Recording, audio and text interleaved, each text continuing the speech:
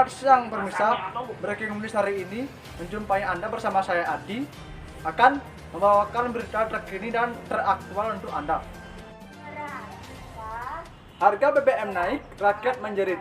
Pemerintah akhir-akhir ini memutuskan untuk melakukan penyesuaian terhadap harga BBM, subsidi maupun non-subsidi.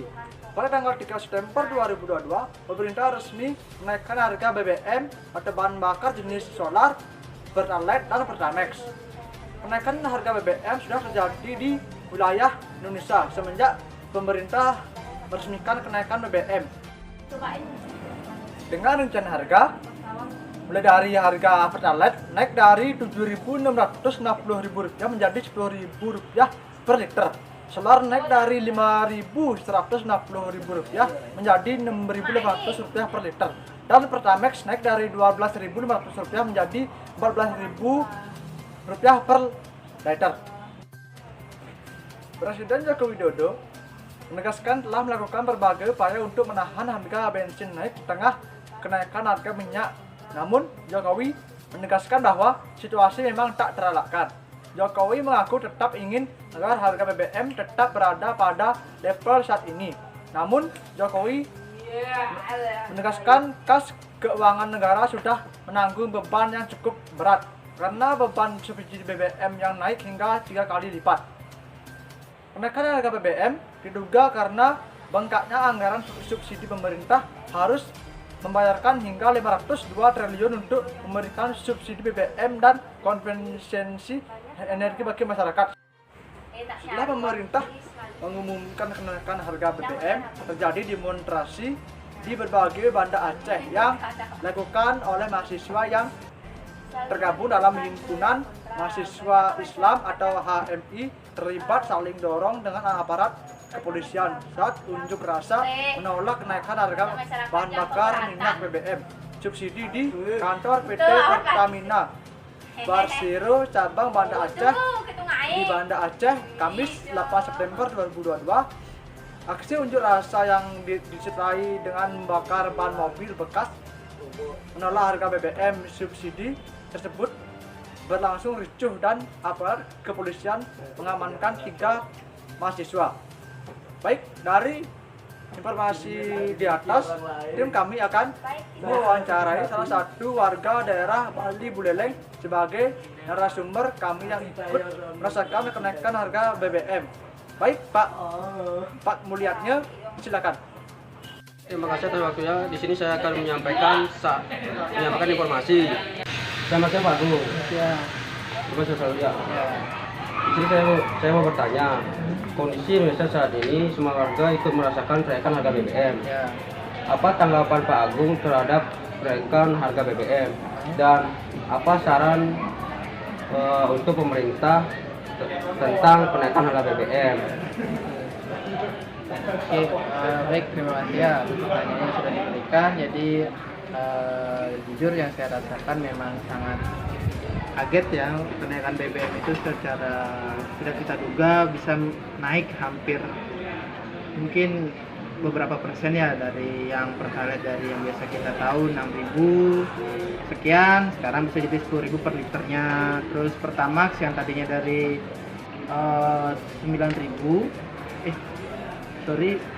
dari harga berapa pokoknya saya lupa itu, dia tiba-tiba sekarang bisa naik jadi 14.000 seperti itu. Dan harga-harga BBM yang lainnya juga ikut naik, sampai solar pun yang tadinya mungkin tidak perlu truk-truk ngantri semenjak BBM naik itu, sekarang kan semenjak BBM naik itu truk-truk itu kan sekarang akhirnya harus mengantri lebih lama lagi, dia harus mengantri. Biasanya sebelum-sebelumnya yang harga solar itu hanya cuma 5.000, sekarang bisa naik jadi hanya Rp1.000 bagi supir-supir truk. Tapi menurut mereka itu terlalu kaget gitu, karena dikira mereka tuh harga naik tapi suplainya cepat datang, tetapi tidak, suplainya terhambat. Saya juga tidak tahu apakah ada permainan di atas ini atau gimana. Tapi dari saya sih semoga pemerintah ya, untuk saran dari saya tuh untuk pemerintah mungkin sudah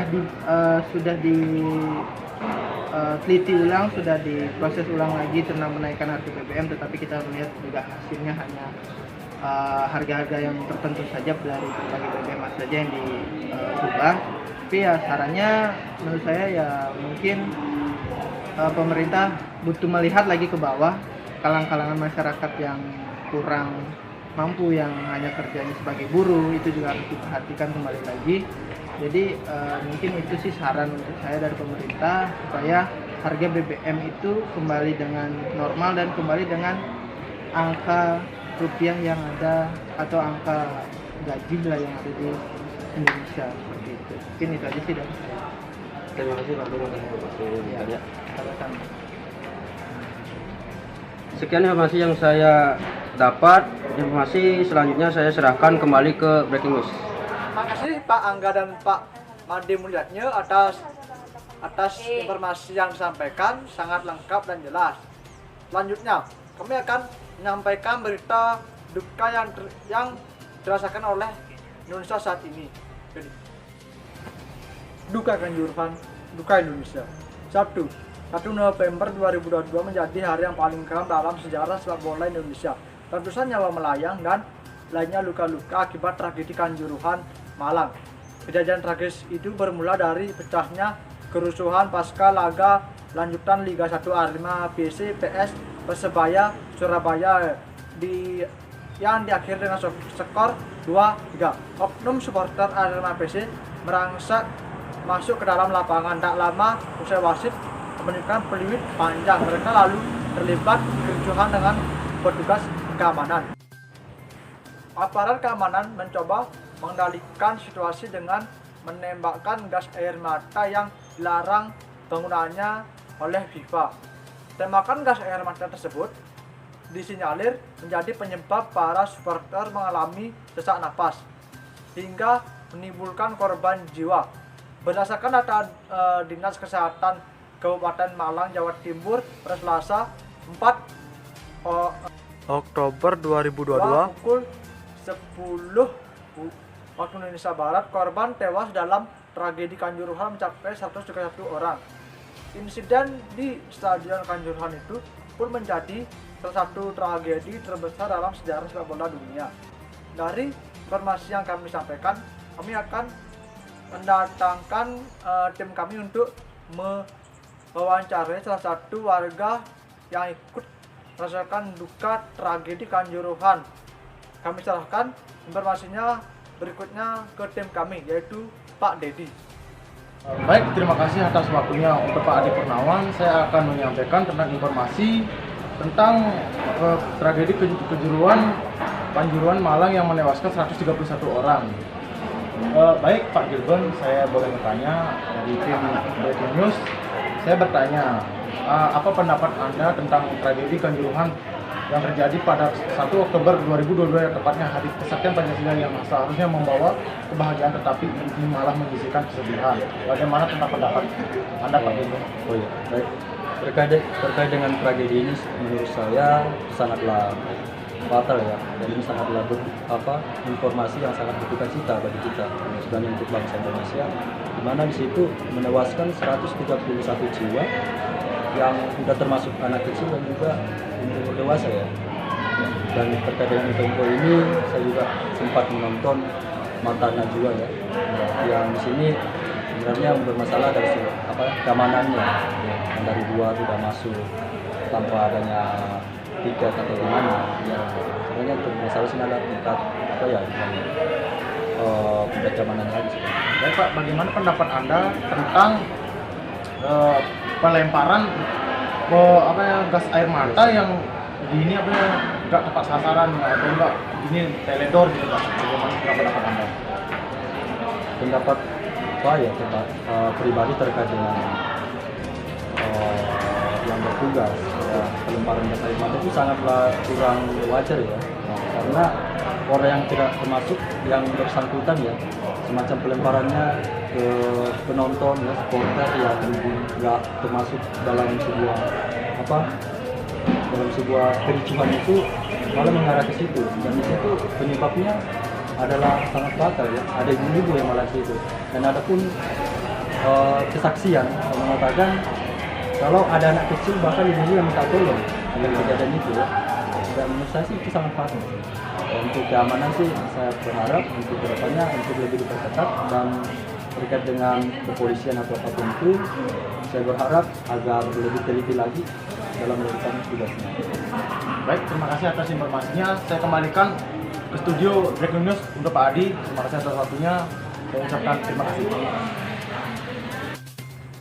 Terima kasih kepada Pak Dedi dan Pak Gibbon atas informasi yang disampaikan.